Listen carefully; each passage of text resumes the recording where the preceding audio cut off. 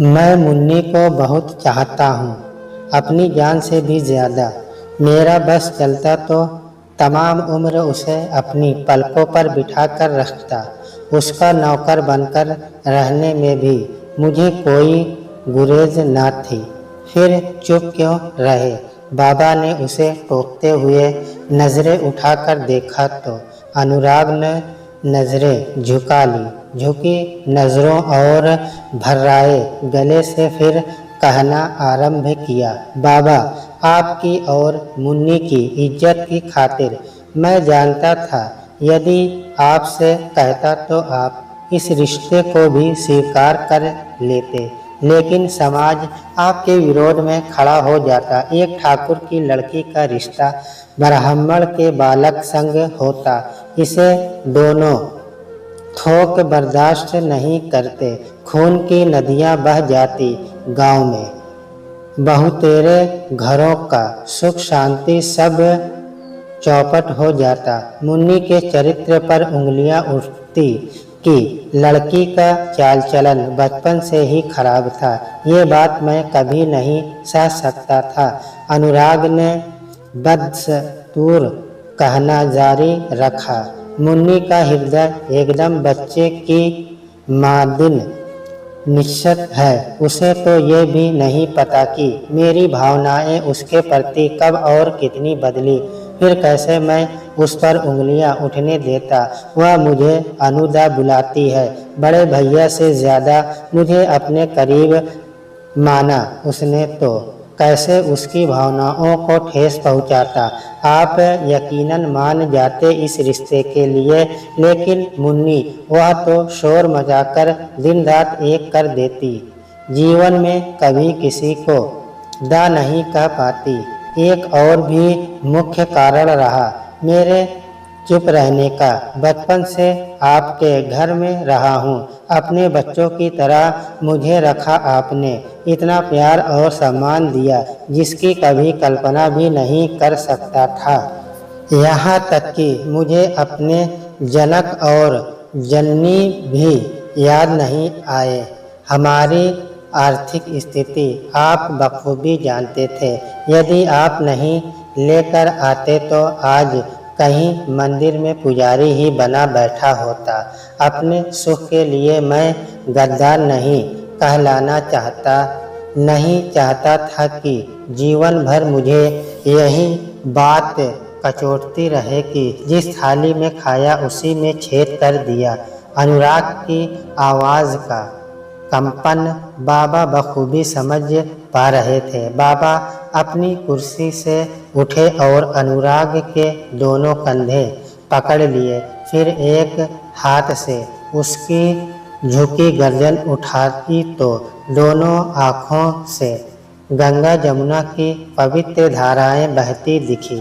बाबा ने उसके आंसू पोंछे और सीने से लगा लिया। धीरे धीरे अनुराग की पीठ सहलाने लगे। अनुराग के बाहों का बांध टूट गया और वह दहाड़ मारकर रोने लगे। बाबा ने पीठ सहलाते हुए ही सांत्वना देते हुए कहा, जी भर कर रो ले मेरे बच्चे, आज बहने दे इस खारे पानी को। तुम्हारे कहे हुए एक एक शब्द से तुम्हारे मन की सच्चाई झलक रही है। आह, कितनी पूर्ण घड़ी थी वह जब मैंने पहली बार तुम्हारी उंगली पकड़ी थी। अनुराग बाबा के सीने से कसकर लिपट गए।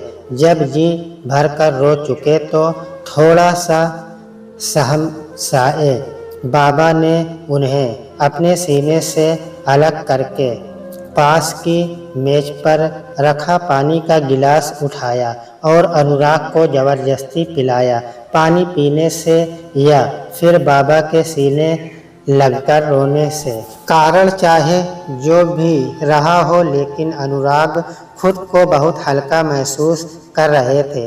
अनुराग की बातों से बाबा के चेहरे पर गहन संतुष्टि के भाव आ गए। उन्हें अनुराग की सच्चाई पर पूरा विश्वास था।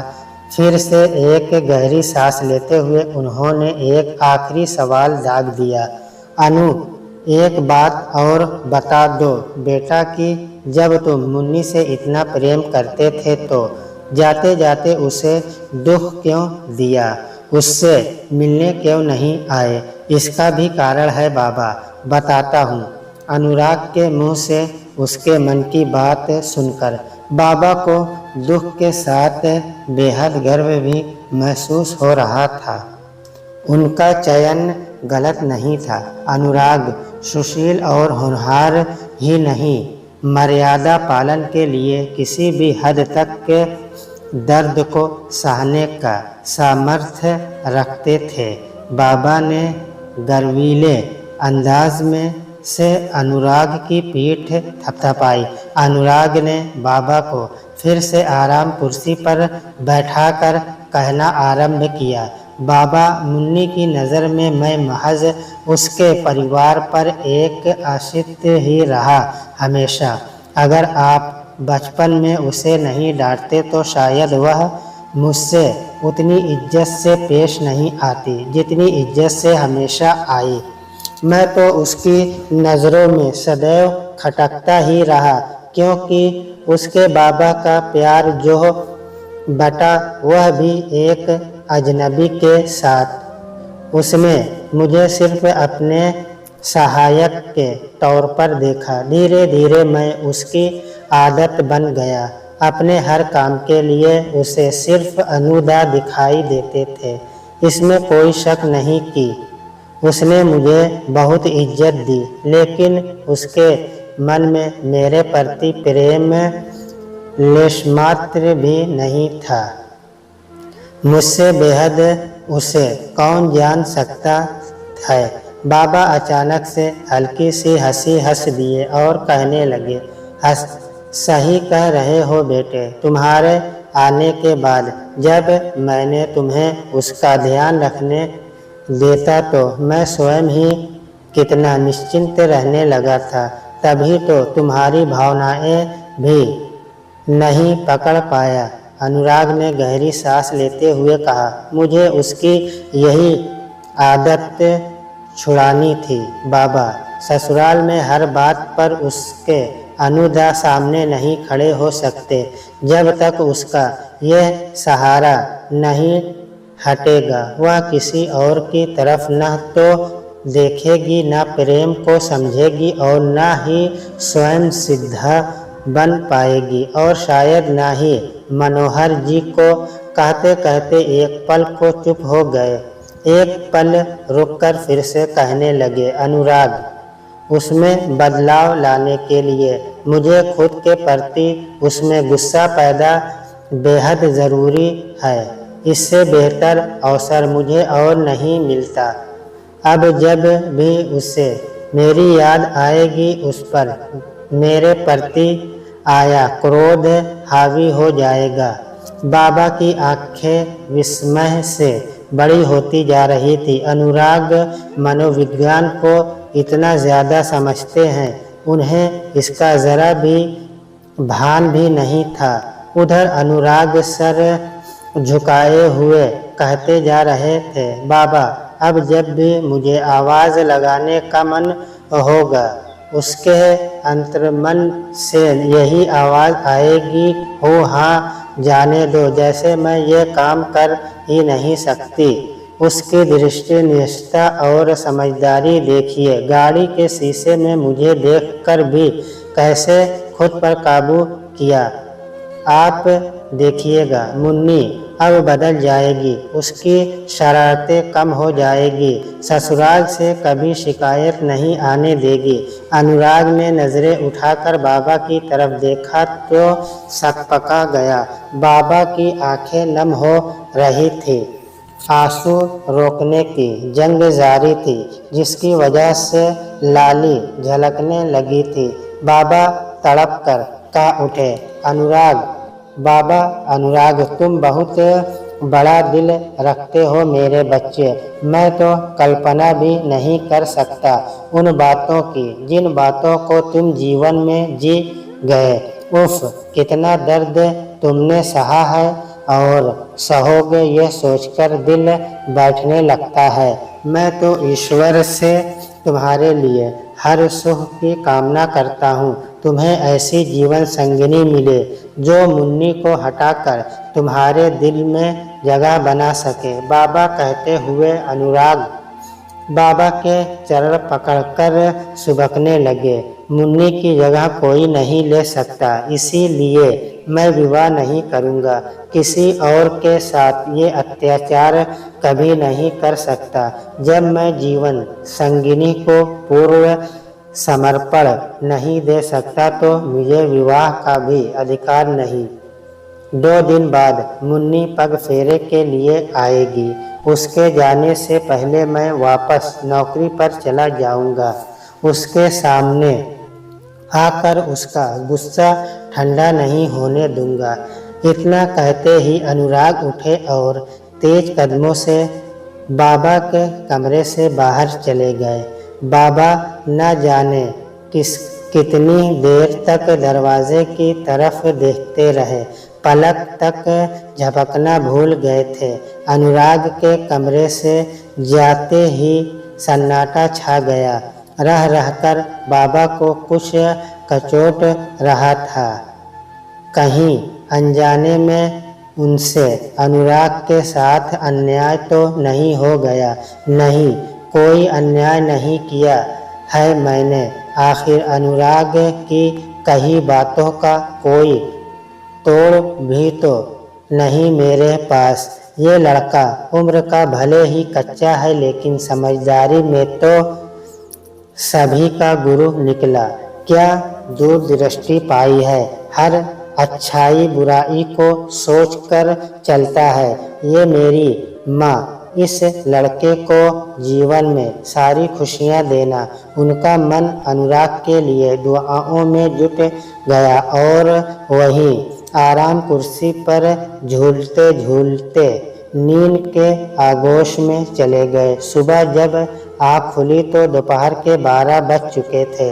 हैरान थे जब खुद को पलंग पर पाया तो उन्होंने अनुराग को आवाज़ लगानी चाहिए, लेकिन इतने में अनुराग हाथ में पानी का गिलास लेकर कमरे में दाखिल हुआ। बाबा मुस्कुरा उठे। नहा धोकर तैयार था अनुराग। बाबा ने गौर से देखा उसे। किसी फिल्म के हीरो से कमतर न था छोरा। बाबा, अनुराग, मैं तो कुर्सी पर सो गया था, पलंग पर कैसे आया? अनुराग, बाबा, थोड़ी देर बाद मैं आपको देखने आया था, तभी आपको पलंग पर लिटाकर गया मैं। आप बहुत गहरी नींद में थे तो आपको पता नहीं चला। बाबा, जुग जुग जियो मेरे बच्चे, हर खुशी मिले तुम्हें। अनुराग एक फीकी सी हंसी हंसकर रह गए। अनुराग, बाबा, मैं 3 बजे की गाड़ी से जा रहा हूँ। रोज शाम को 5 बजे डाकघर के फ़ोन पर आपको फ़ोन करूँगा। आप डाकखाने समय से पहुँच जाया करना। आपको कसम है बाबा, किसी से नहीं कहेंगे कि मेरा फ़ोन आता है, और मुन्नी से तो कतई न कहना। कल जब आएगी तो उसे संभाल लीजिएगा, आप ही संभाल सकते हैं। बाबा फिर से निशब्द हो गए। हर बात का कितनी बारीकी से ध्यान रखता है ये लड़का, कैसे भूल पाएगा मुन्नी को? अनुराग की वापसी की बात सुनकर घर में सन्नाटा छा गया। सभी स्तब्ध थे कि इतनी जल्दी वापस क्यों जा रहे हैं अनुराग। बड़ी माँ ने खुलकर विरोध किया, जब तक मुन्नी का पगफेरा न हो जाए तो नहीं जाएगा। लेकिन अनुराग तय कर चुके थे, सो अपनी बातों से सभी को बहला लिया। आखिर 2 बजे अनुराग घर से स्टेशन के लिए निकल गए। बड़े भैया उन्हें छोड़ने गए थे। सभी की आंखें नम थी। घर की रौनक ममता और अनुराग की तू मैं से ही ज़्यादा लगती थी, और आज दोनों ही नहीं थे। बाबा सारी रात करवटें बदलते रहे।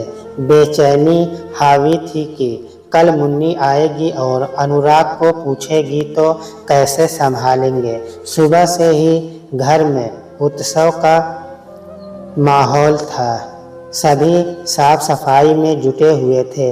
माँ और काकी ने चौका संभाल रखा था। बड़ी माँ पूरे घर में निरीक्षण करती घूम रही थी। बड़ी माँ, मुन्नी की दादी, मुन्नी और जमाई बाबू पहली बार आ रहे हैं। बड़की बहू, कोनो कमी न रह जाए, मीठा जरूर बना ले। छोटकी बहू, चावल जरूर बना लीजो, शगुन होवे हैं।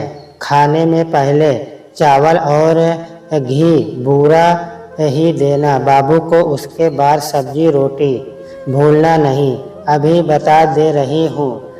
मगज माँ धर चौके में माँ और काकी का उत्साह देखते ही बनता था। एक के बाद एक व्यंजन बनाए चली जा रही थी। उधर ससुराल में मुन्नी ने सुबह ही मनोहर जी को कह दिया था कि जल्दी चलना है। लगभग दोपहर 12 बजे मुन्नी की गाड़ी घर के दरवाजे पर आकर लगी।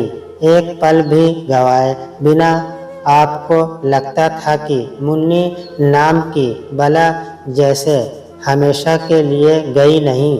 जी, अनुदा चिल्लाते चिल्लाते पूरे घर में घूम आई। दोनों भाई भी सहमे से आंगन में खड़े थे। किसी को कुछ नहीं सूझ रहा था कि मुन्नी को कैसे बताए। तभी बाबा बाहर आए। मुन्नी थोड़ी तेज आवाज करते हुए कहा, ये क्या बचपना लगा रखा है मुन्नी, धीरज और समझ से काम लो। 2 दिन पहले तुम्हारा ब्याह हुआ है और जमाई बाबू भी घर में ही है। अनुराग कितनी मुश्किल से छुट्टी लेकर आया था, वापिस जाना पड़ा उसे। मुन्नी जैसे आसमान से गिरी, धीरे से बोली। मुझसे मिले बिना ही उसकी आंखें विस्मय से बड़ी हो गई और आंसुओं से भर गई। बाबा क्या करता लगा हुआ है कोशिशों में कि अब की जब तबादला आए तो अपने ज़िले में ही करवा ले। इसी वजह से अफसर से कोई बहस नहीं की उसने। अपने ज़िले में आ जाएगा तो फिर से सब साथ रहेंगे। मुन्नी अवाक से रह गई। फिर किसी भी बात में उसका मन नहीं लगा। कहा तो पूरे रास्ते अनुदा से लड़ने की तैयारियां करती आई थी और ये अनुदा है कि उससे मिले बिना चले गए।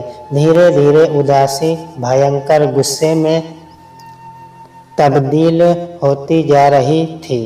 जितनी देर भी ममता घर में थी, बाबा ममता का सामना करने से बच रहे थे। उन्हें बखूबी एहसास था कि जैसे ही ममता से नजरें मिलेगी वह पकड़े जाएंगे। घर वाले चूँकि अनुराग का सच नहीं जानते थे तो उन्हें ममता से नजरें चुराने की ज़रूरत ही नहीं पड़ रही थी। बाबा की बेरुखी ममता से ज़्यादा देर छुपी न रह सकी। आखिर वही होने वाला था जिसका बाबा को डर था। ममता उठी और बाबा के सामने आकर खड़ी हो गई। बाबा ऐसे अनजान बनकर कैसे रहे जैसे ममता वहां आकर क्यों खड़ी हो गई, उसका उन्हें कुछ भी अंदाज़ा नहीं हो। लेकिन ममता सब समझ रही थी। ममता कुछ पल खामोशी से बाबा को एकटक ताकती रही, लेकिन जब नहीं रहा गया तो पूछ बैठी, बाबा मैंने माना अनुदा बहुत व्यस्त रहे, लेकिन वह नहीं जानते थे कि उनसे मिले बिना मेरा ससुराल जाना दूभर हो जाएगा। आपके बाद किसी को करीबी माना तो अनुदा ही थे। बाबा ऐसी भी क्या व्यवस्था की 2 पल मेरे लिए नहीं निकाल पाए, उस मुन्नी के लिए जिसकी एक हल्की सी आवाज़ पर दौड़े चले आए थे। मेरा दिल नहीं मानता। ज़रूर कोई विशेष कारण है इन बातों के पीछे। आपकी नज़रें कह रही है कि आप जानते हैं मुन्नी। अरे बताया तो मेरी बच्ची। ममता नहीं, मेरा दिल नहीं मानता बाबा। असल बात कुछ और है बाबा।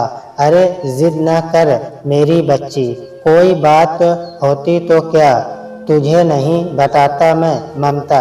बाबा आप मुझे बतला नहीं सकते बाबा। क्या बच्चों की तरह जिद पकड़कर बैठे गई। बाबा के स्वर में हल्की झुंझलाहट का पुट था। ममता समझ गई कि बाबा मुंह नहीं खोलेंगे। बाबा ने उसे देखकर मुस्कुराने की कोशिश की, लेकिन मुस्कुराहट का फीकापन ममता से छुपा न रह पाया। ममता, अब आप खुद ही नहीं बता रहे तो मैं भी नहीं पूछूंगी। आपके चेहरे और आपकी आँखों ने बहुत कुछ कहा है बाबा, बस अभी मैं समझ नहीं पा रही हूँ। ममता धीरे धीरे वापस आकर माँ और काकी के पास बैठ गई। बाबा मनोहर जी से पूछने लगे थे, मुंबई की वापसी कब है जमाई जी। मनोहर जी, बस बाबा अगले हफ्ते ही। बाबा, अरे इतनी जल्दी क्या है, कुछ दिन और ठहरते। मनोहर जी, नहीं बाबा, मुश्किल है, व्यापारी हूँ, ज़्यादा दिन अपने काम से दूर रहूँगा तो काम में नुकसान होने के अंदेशे रहते हैं। बाबा ठीक है बेटा, जैसा उचित लगे। जाने से पहले मुन्नी को एक बार हमसे मिला ले जाना, फिर न जाने कितने दिन बाद मिलना हो पाए। मनोहर जी, जी पूरी कोशिश रहेगी। बाबा और मनोहर जी की बातचीत को मुन्नी बड़ी गौर से सुन रही थी। सामान्य तौर पर होने वाली बातचीत में भी मुन्नी की तलाश जारी थी। उसे बुरा लग रहा था कि बाबा को उसे भेजने की इतनी जल्दी क्यों है। बाबा मनोहर जी से मुंबई लौटने को 2-4 दिन क्यों नहीं बढ़ा रहे।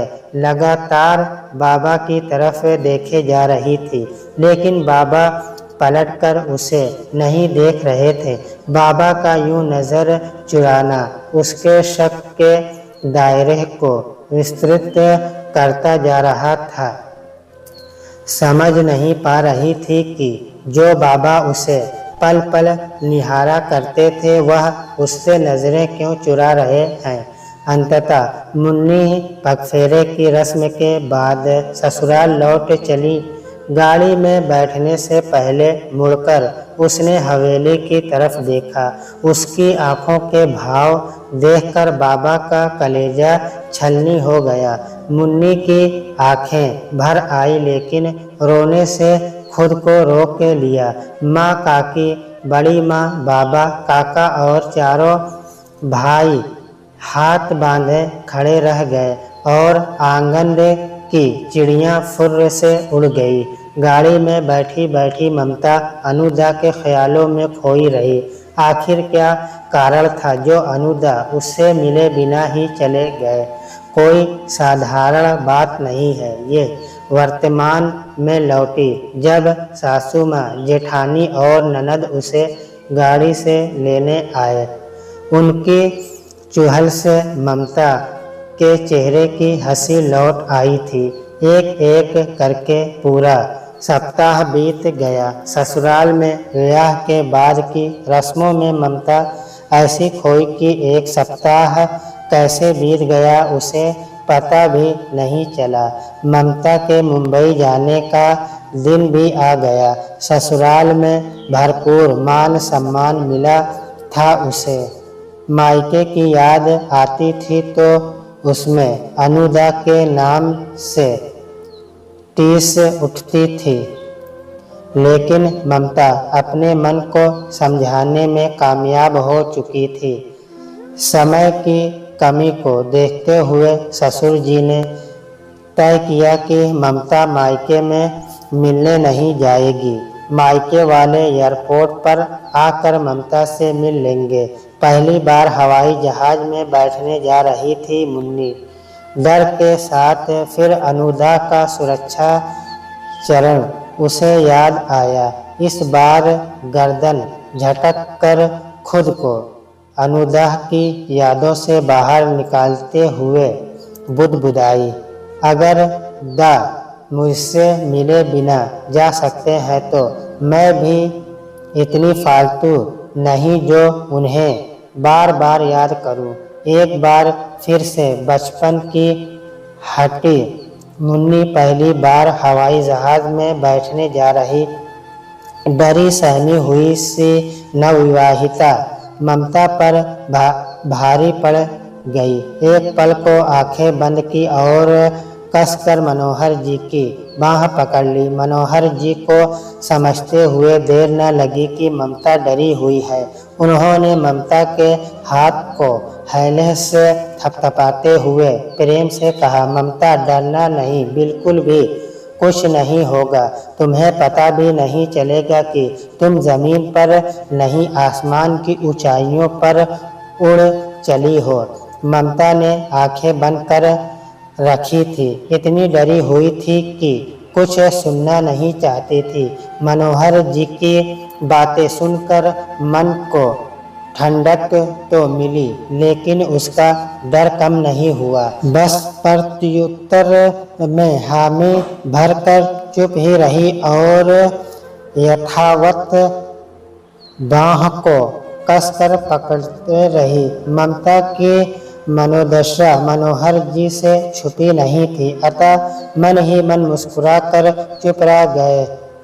वायुमान जब आकाश की ऊंचाइयों को छूने लगा और हलचल कुछ कम हुई तो ममता ने धीरे धीरे आंखें खोली। मनोहर जी ने उसे खिड़की से बाहर की तरफ देखने का इशारा किया। ममता की नजरों में अभी भी डर के साए मंडरा रहे थे। आंखों में मनोहर जी ने तसल्ली देते हुए गर्दन से ही इशारा किया कि तुम देखो तो सही, मैं हूँ न।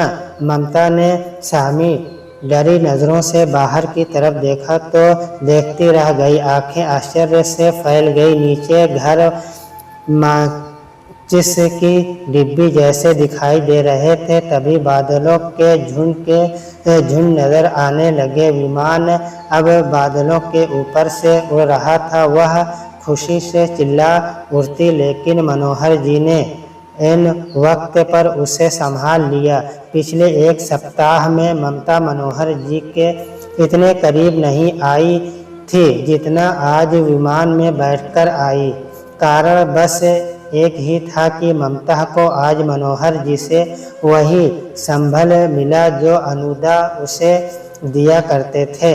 उसके चेहरे से डर की लकीरें गायब हो गई और वह बड़े प्यार से मनोहर जी को निहारने लगी। जब मनोहर जी ने उसकी तरफ देखा तो शैतानी किए बिना न रह सके। उन्होंने आसपास की सीट पर बैठे यात्रियों पर नजर डाली तो सभी को लगभग आंखें बंद किए आराम से अधलेटी अवस्था में पाया।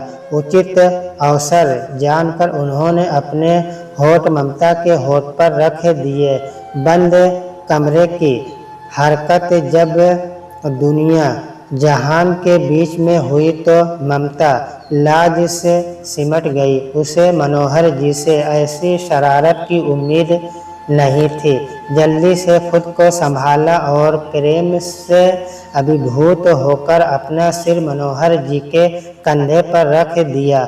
मुंबई आकर ममता अपनी गृहस्थी में रम गई। चिट्ठियों का दौर जारी था। बाबा के इधर दोनों भाई की हाल चाल पूछते रहते थे, मगर अनुराग का न कोई जिक्र करता और न ही कोई उससे संबंधित खबर देता था।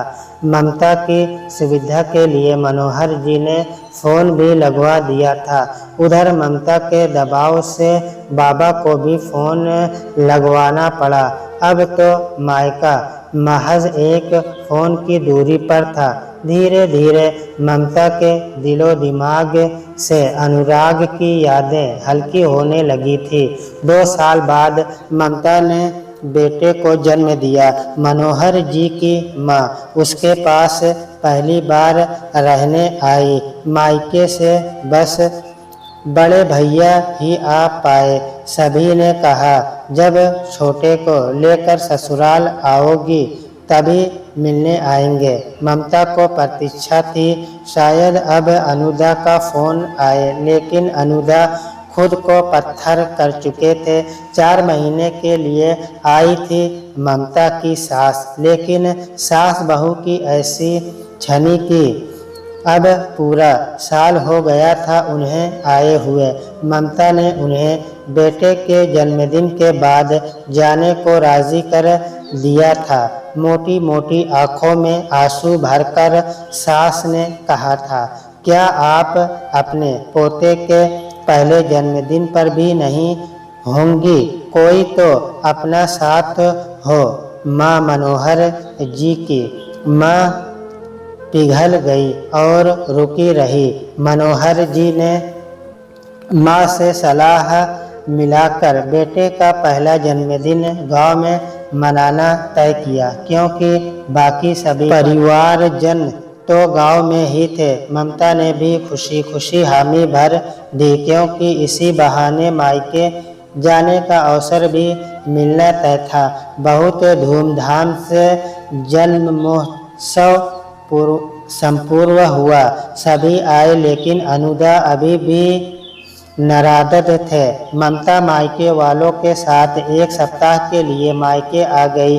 उधर अनुदा का तबादला अपने जिले में हो गया था और फिर से सभी के साथ रहने लगे थे।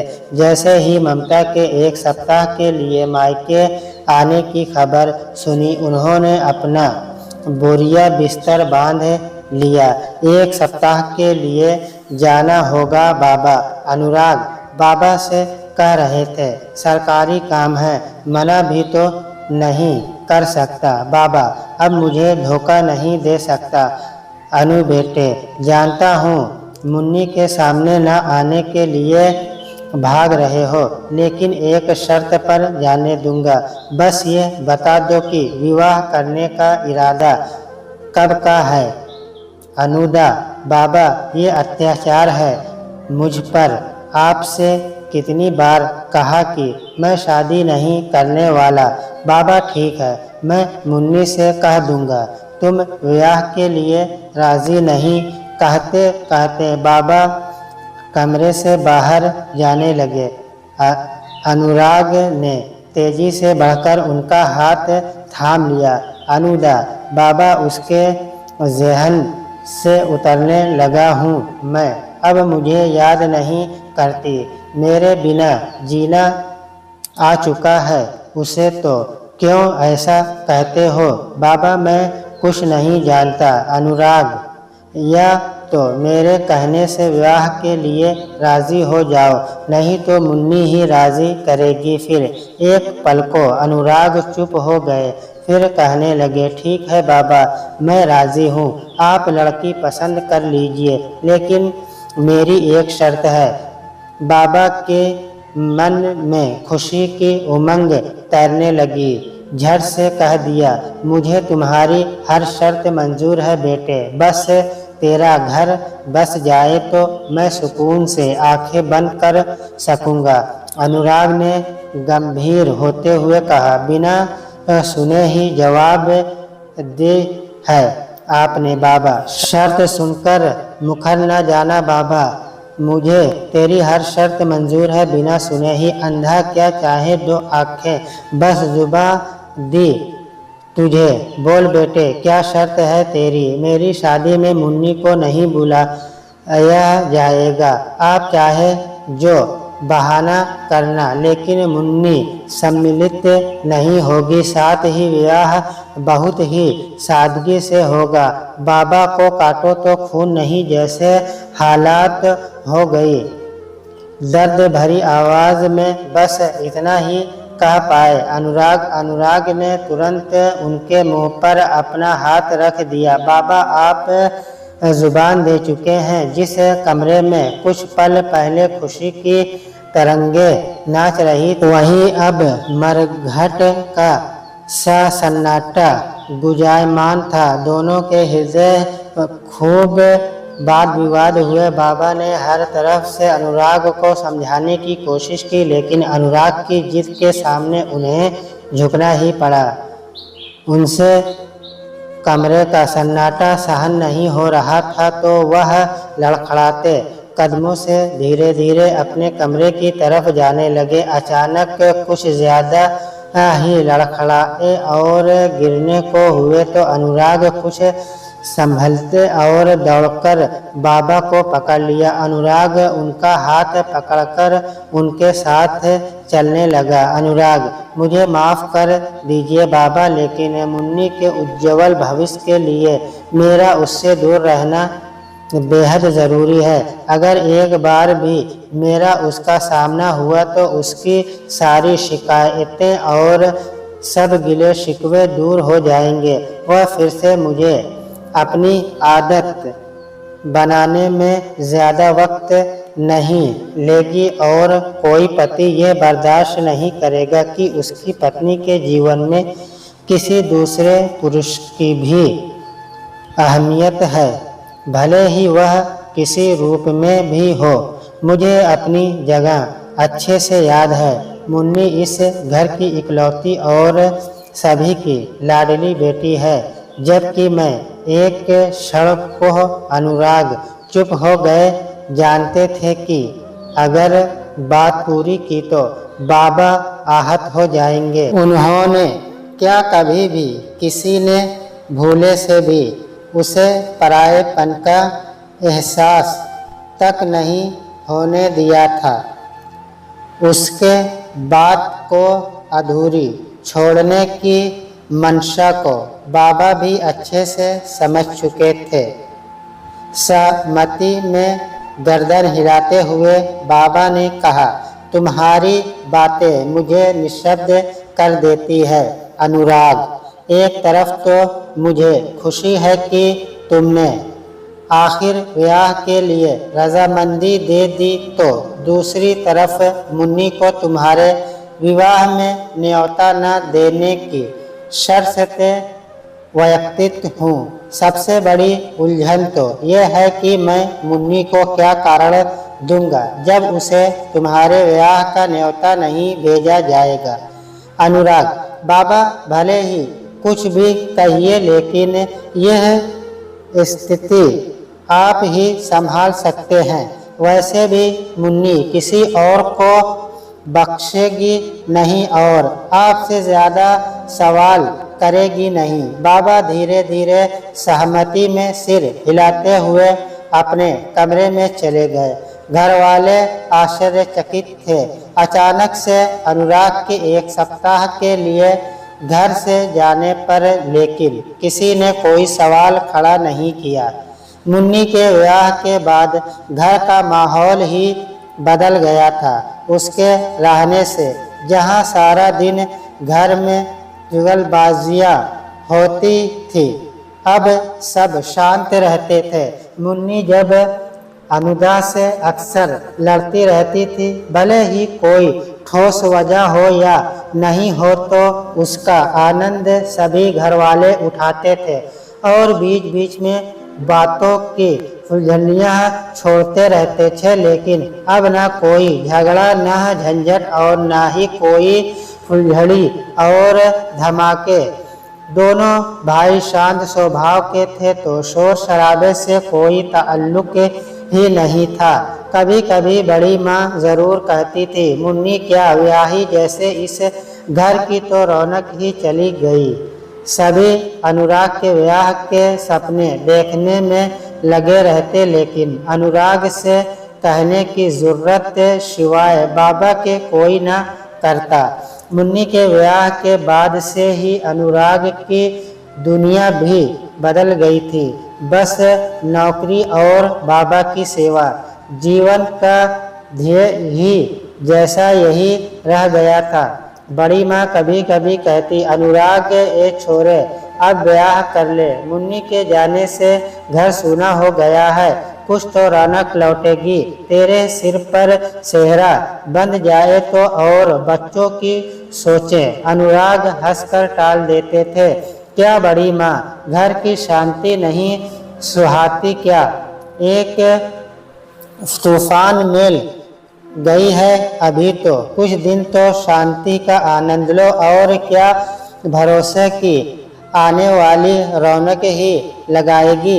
ये भी तो हो सकता है कि तालमेल न बिठाए जाने को और कलेश। ना बाबा ना मैं खतरा मोल न लूँगा। आप बड़े भैया का ब्याह कर दो। बड़ी माँ फिर अनुराग को खूब बढ़िया बढ़िया श्लोक सुनाती। अनुराग हंसकर उन्हें गले लगाते और वहाँ से खिसक जाते थे। अनुराग ने अपना सामान उठाया और बड़ी माँ के पास पहुंचकर कहने लगा, बड़ी माँ, सरकारी आदेश है, 7 दिन के लिए बाहर जाना है। आज ही निकलना होगा, नहीं तो पहुंचने में देरी हो सकती है। बड़ी माँ, पर छोरे, शाम तक मुन्नी आने वाली है, अपने लल्ला को लेकर पहली बार आ रही है। तू मिलेगा न उससे? अनुराग, नहीं बड़ी माँ, आप ये लिफाफा मुन्नी को दे देना, शगुन है उसके लल्ला के लिए। माफ़ी मांग लेना मेरी तरफ से। अगली बार आएगी तभी कितना हो पाएगा।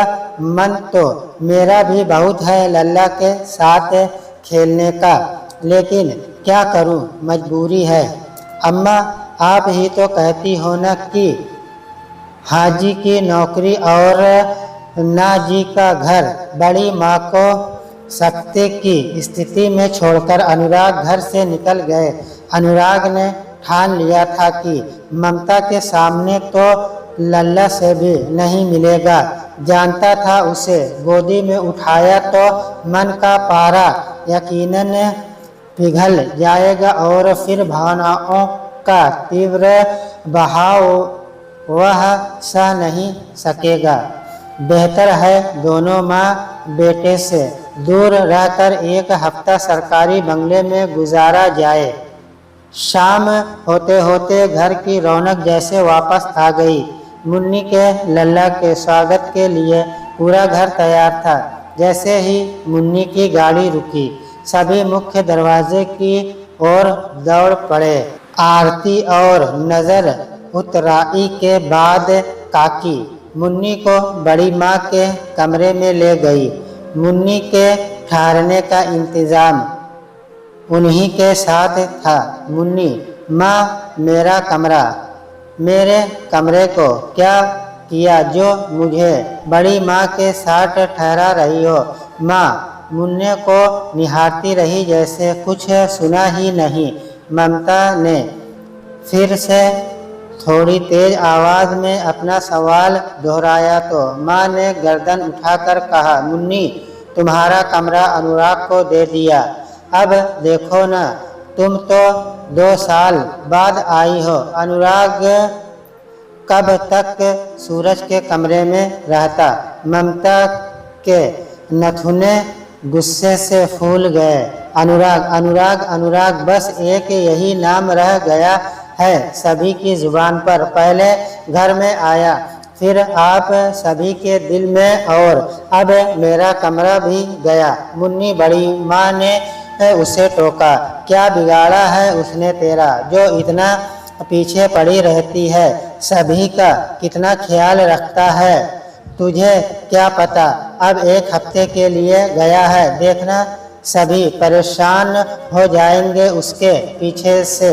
क्या अनुदा घर में नहीं है? मुन्नी की आंखें विस्मय मिश्रित क्रोध से बड़ी और लाल हो गई। ममता तिलमिला उठी, कुछ कहना चाहा, लेकिन जुबान जैसे तालू से चिपक गई और कुछ पल के लिए सकते में आ गई। अनुराग से इस तरह के व्यवहार और इतनी उपेक्षा का अंदाजा भी नहीं था उससे। यद्यपि उसके जहन से काफी हद तक अनुदा का भूत उतर चुका था, लेकिन फिर भी कभी कभी यादों की लहरें उसके अंतस को भिगो जाती थी। रिश्ते की जड़ें बहुत गहरी थी, भले ही उसमें जलन का मादा कुछ ज़्यादा ही था। उसने कभी सपने में भी नहीं सोचा था कि उसका सबसे करीबी रिश्ता उससे इस कदर दूर हो जाएगा। ममता का मन मानने को तैयार नहीं था कि हर बार यही संयोग होता है। वह 2 बार मायके आई और दोनों बार अनुदा काम के सिलसिले में बाहर होते हैं। ज़रूर कोई तो विशेष कारण है, लेकिन क्या हो सकता है। ममता की तंत्रा टूटी जब बड़ी माँ ने उसे लिफाफा देते हुए कहा, मुन्नी बिटिया, ये शगुन का लिफाफा है तुम्हारे लल्ला के लिए। अनुराग देकर गया है, कह रहा था अगली बार मिलूंगा मुन्नी और लल्ला से। माफ़ी मांग रहा था तुमसे। सरकारी नौकरी है, कब किधर भेज दे नहीं पता। ले पकड़, जरा संभाल ले। ममता का चेहरा गुस्से से लाल हो गया। मुंह बिचकाते हुए गुस्से में तेजी से बड़ी माँ के हाथ से लिफाफा छीनकर बिना देखे उसके 4 टुकड़े कर दिए और हवा में उछाल दिए और लगभग चीखने वाले अंदाज में कहने लगी, मेरा बेटा किसी के शगुन का मोहताज नहीं। खुद जो हम पर मोहताज रहा हो, आज मेरे बेटे को शगुन देगा। धीरे धीरे सभी कुछ तो छीन लिया उसने मुझसे, अब बाकी क्या रहा। एक बात और, वह क्या शगुन देगा जो आशीर्वाद के लिए सिर पर हाथ तक न रख सका। कितना मान दिया मैंने उसे, लेकिन मेरे मान देने का क्या सम्मान रखा। ममता जैसे गुस्से से पगला गई थी। सभी हतप्रभ से उसे अपलक देखे जा रहे थे। किसी को कुछ नहीं सूझ रहा था कि उसे कैसे चुप कराए। उसकी चीखें सुनकर बाबा अपने कमरे से निकलकर आ गए थे। बाबा ने गुस्से से उसका नाम पुकारा। बाबा, ममता का स्वर एकदम से ताकत हो गया था। उसकी आवाज़ भर्रा गई थी और आँखों में मोटे मोटे आंसू अटखेलियाँ करने लगे थे। बाबा, ममता, ये क्या बदतमीजी है। कोई शगुन का ऐसे अपमान करता है भला। चुपचाप यह टुकड़े बीन कर मेरे हाथ में दो। तुमसे यह उम्मीद नहीं थी। मुन्नी की बच्चे के प्रति प्रेम स्वरूप दिए गए शगुन का तुम ऐसे अपमान करोगी। ममता, बाबा, क्या आपको अनुदा का कोई कसूर नजर नहीं आता। क्या उन्हें मुझसे मिलने के लिए रुकना नहीं चाहिए था। बाबा की डांट सुनकर ममता सकपका कर चुप हो गई और बिखरे हुए फटे शगुन के रुपये बीनने लगी। क्रोध की जगह अब गहन खुद ने ले ली थी। बाबा उसे ऐसे डांटेंगे उम्मीद नहीं थी उसे। ममता ने फटे नोट बाबा की हथेली पर रखकर मुट्ठी बंद कर दी। फिर धीरे धीरे कहा, मेरा सब कुछ छीन लिया अनुदा ने। आपने मुझे कभी इस तरह से नहीं डांटा जैसे आज डांट लगाई है बाबा, और वह भी अनुराग के पक्ष में। बाबा, नहीं ममता, अनुराग का कोई दोष नहीं है। तुम उसे बिना वजह दोषी साबित करने पर तुली हो। बचपन से उसे सताती आई हो। उसने कभी उफ तक नहीं की और हमने भी तुम्हारा बचपना समझकर कुछ नहीं कहा। अब तो शादीशुदा हो, एक बच्चे की माँ हो गई हो। अब तो समझो, क्यों उस बच्चे के पीछे बिना वजह पड़ी रहती हो। तुम्हें क्या लगता है, क्या उसका मन न जलता होगा? लेकिन नहीं, तुमने हमेशा अपनी बात ऊपर रखी और अनुदा ने भी कभी सफाई भी नहीं दी। उसकी अंधी ममता का परिणाम है ये तुम्हारा जिद्दी स्वभाव। आज बाबा न जाने किस रौ में बहकर कहने चले गए, बिना यह सोचे कि मुन्नी पर क्या प्रभाव पड़ेगा। मुन्नी ठीक है बाबा, अगर आपको अनुदा का व्यवहार मानवोचित लगता है तो अब मैं कुछ नहीं कहूँगी। 1 सप्ताह के लिए आई हूँ, उनका जिक्र तक नहीं करूँगी। वह मेरी विदाई पर मेरे सामने नहीं आए, पग फेरे पर आई तो उनसे मिलना नहीं हुआ। मुन्ने के होने पर मुंबई नहीं आए, अब आई तो नदद मेरा कमरा तक आपने मुझसे सलाह लिए बिना उनको दे दिया। लेकिन दोष फिर भी मेरा और जितना। आज मुझे डांटा आपने, सोचिए क्या पहले कभी ऐसे गुस्सा किया था क्या मुझ पर? नहीं ना। कहते कहते ममता बुरी तरह रोने लगी। ममता के जोर से रोने की आवाज़ से डरकर उसका बेटा भी रोने लगा। बाबा, मैं अनुदा से कभी बात नहीं करूँगी।